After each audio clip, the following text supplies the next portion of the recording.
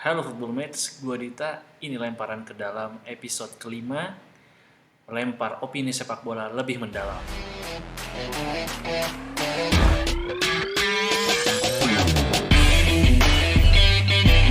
Sebelumnya gue mau ngucapin selamat Hari Raya Idul Fitri buat teman-teman dan Football Mates yang merayakan. Semoga kita sama-sama bisa menikmati hari kemenangan ini bersama. Dan di hari kemenangan ini, tim-tim besar di Eropa juga merasakan kemenangan. Bahkan mereka bisa merebut 3 poin krusial karena ya tadi menentukan gelar juara di musim ini atau mengamankan zona UCL.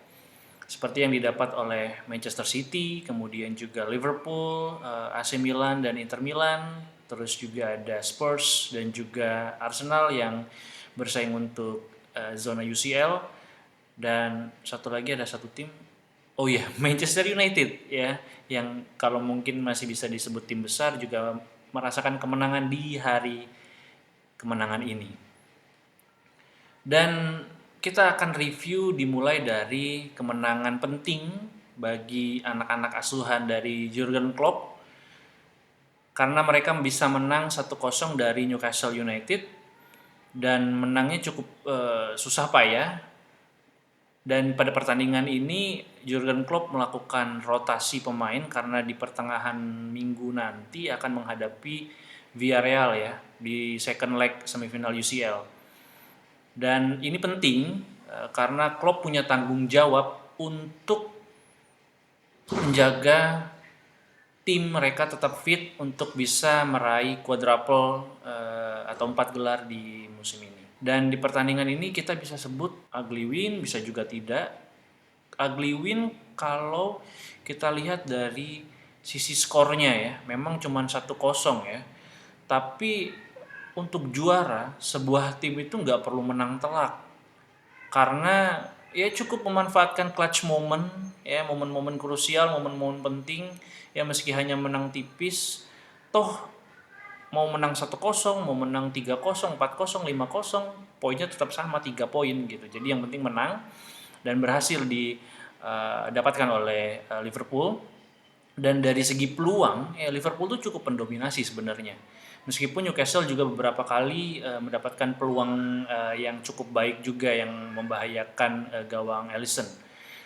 Karena kelihatan banget rada pincang karena ketidakhadiran Salah, Trent Alexander-Arnold, juga Fabinho ya, cukup terasa banget di sisi Liverpool ya. Arnold dan juga Salah itu dari sisi penyerangan sangat mempengaruhi, jadi mereka tidak begitu optimal.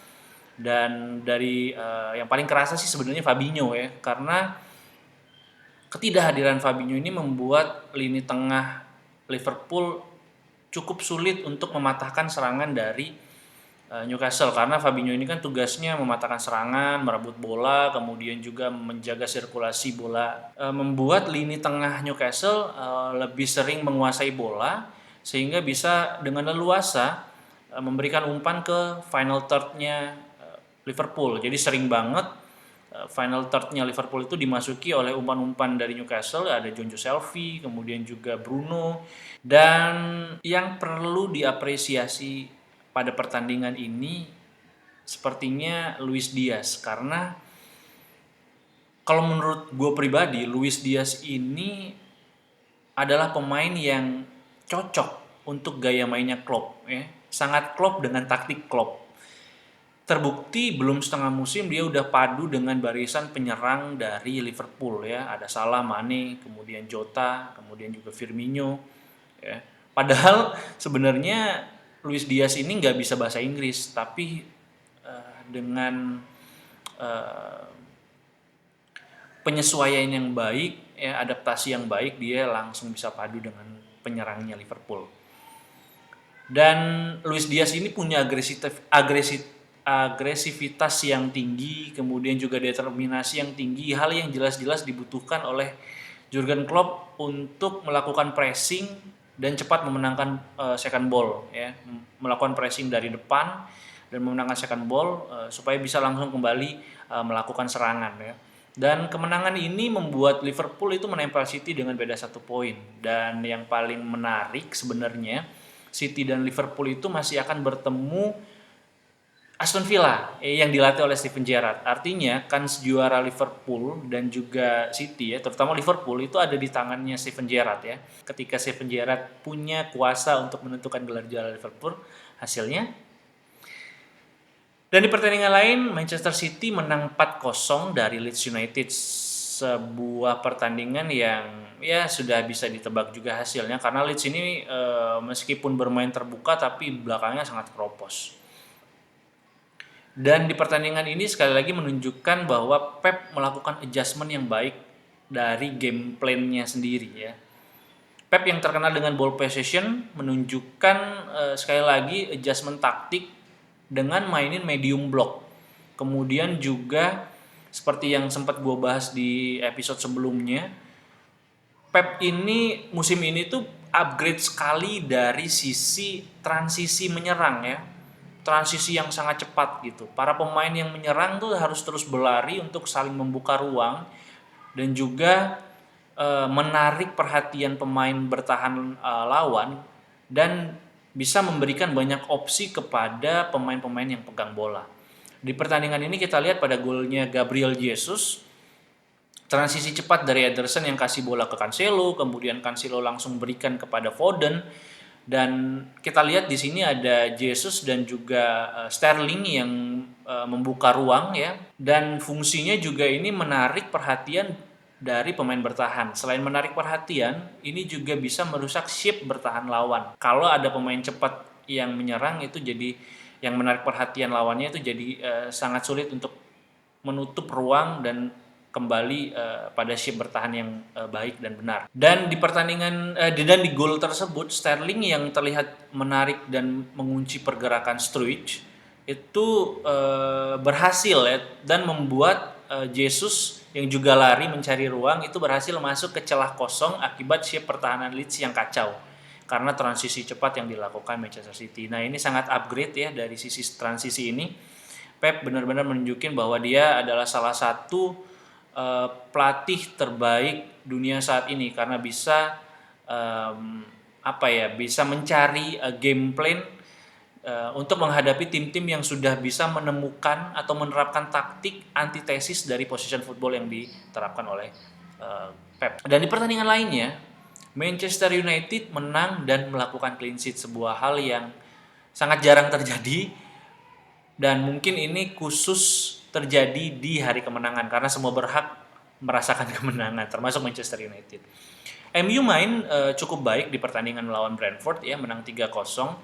Dan kalau MU bermain baik itu terlihat dari beberapa aspek. Yang pertama itu adalah pemain sayap mereka ya, fullback dan juga wing itu sering melakukan overlap untuk membantu serangan. Tapi ini juga seperti dua mata pisau ya, seperti buah si malakama karena kedua fullback MU yang melakukan overlap ini sebenarnya jelek dalam bertahan, sering sekali kosong punya celah di sisi pertahanan, di sisi wingnya ya. Dan kalau tadinya ini tim-tim yang bisa memanfaatkan atau mengeksploitasi sisi wingnya MU, sebenarnya ini akan jadi bahaya. Tapi Brentford tidak bisa memanfaatkan kelemahan di fullbacknya Manchester United. Bahkan kualitas umpan-umpan silangnya dari sisi sayap itu tidak begitu maksimal di pertandingan ini. Dan indikasi lainnya ketika Manchester United tampil baik dalam sebuah pertandingan itu mereka bisa melakukan sirkulasi bola yang cepat ya, banyak umpan 1-2, kombinasi di ruang-ruang sempit itu cukup baik. Kemudian juga para pemain sering masuk ke final third-nya, berhasil masuk ke final third dan juga umpan-umpannya banyak ke final third dari lawan Manchester United itu. Itulah indikasi atau kelihatannya kalau Manchester United bermain baik. Dan yang luar biasa di pertandingan ini dan yang bermain baik di pertandingan ini tentu saja Cristiano Ronaldo. Bayangkan kalau Cristiano Ronaldo tidak di Manchester United musim ini, Manchester United itu sudah seperti apa gitu. Dan sebenarnya Manchester United itu kayaknya nggak layak punya Ronaldo ya, kasihan Ronaldonya di musim ini. Dan yang luar biasanya dari Ronaldo yang perlu diapresiasi adalah dia masih punya fisik yang luar biasa, ya. Dan Ronaldo ini adalah seorang role model yang harusnya patut untuk dicontoh oleh para pemain muda Manchester United. Terlihat dari determinasi, intensitinya, ya. Ketika dia kehilangan bola, ia langsung tanggung jawab untuk merebut kembali. Bahkan Ronaldo terlihat sering sekali melakukan turun ke belakang untuk membantu pertahanan. Hal yang sebenarnya sering dikritik di awal-awal musim, katanya Ronaldo tidak sering melakukan pressing, tapi eh, buktinya di pertandingan ini Ronaldo sendiri sering melakukan track back ya untuk membantu pertahanan Manchester United. Ronaldo sendiri itu usianya 37 tahun ya. Beda jauh dari Rashford, kemudian juga Sancho yang harusnya fisiknya lebih prima gitu di usia matang mereka saat ini gitu. Tapi kenapa mereka sangat malas untuk turun melakukan atau membantu pertahanan mereka yang sebenarnya juga sangat buruk, yang sebenarnya sangat butuh dibantu gitu. Nah, ini yang harus dicontoh oleh para pemain muda Manchester United ya. Dan di liga lainnya, di Serie A, persaingan Scudetto sangat seru sampai akhir musim sepertinya, karena kedua tim kota Milan sama-sama berhasil menang dari lawannya. Milan menang 1-0 dari Fiorentina dan Inter menang 2-1 dari Udinese. Dan di pertandingan ini Milan tuh kayak di babak pertama, terutama Milan tuh kayak nggak punya niat semangat untuk menang Scudetto ya. Padahal penantian panjang dari para fansnya ya, 10 tahun lebih, satu dekade mereka tidak pernah Scudetto. Terakhir zaman Ibrahimovic di Milan ya tahun 2011 mereka juara. Dan ini ada di kunci Scudetto ada di tangan Milan. Yang bisa membuat mereka juara adalah Milan itu sendiri, dan membuat mereka gagal juara juga Milan sendiri. Jadi jangan sampai tersandung lagi, karena di sisa pertandingan ini mereka harus mengunci dengan 7 poin ya. Ketika mereka bisa mendapatkan 7 poin, maka mereka dipastikan meraih Scudetto di musim ini. Milan ini di pertandingan ini melakukan seperti biasa ya, direct football ya, memberikan bola langsung ke depan dan sering mengandalkan skill-skill individu para pemainnya ya. Dan ini sering gampang dipatahkan ya, dan juga mereka itu sangat sering membuang peluang sehingga mereka harus puas menang hanya 1-0 ya. Dan Inter Milan sebenarnya bermain cukup baik di musim ini ya. Mereka lebih terstruktur, tapi sayangnya mereka sering hilang poin di saat harusnya bisa menang melawan tim-tim yang secara kualitas di bawah mereka. Dan di La Liga, Madrid keluar sebagai juara ya, sudah layak dan seharusnya dan sepantasnya, karena Madrid musim ini sangat konsisten, ditambah lagi para rivalnya Atletico Madrid, kemudian Barcelona itu sangat-sangat buruk performanya. Madrid mengunci gelar ke-35 sekaligus memberikan Carlo Ancelotti sebagai satu-satunya pelatih dengan koleksi 5 gelar Liga top Eropa ya. Jadi jangan ada perdebatan lagi, Carlo Ancelotti itu menang di tim-tim gede aja ya. Tapi memang harusnya banyak pelatih juga yang melatih tim gede tapi tetap juga nggak menang gitu. Dan Ancelotti membuktikan bahwa dia bisa menjadikan sebuah tim meraih gelar juara liga ya. Nah, challenge-nya untuk Ancelotti ya, bisa nggak juara liga pas ngelatih Manchester United?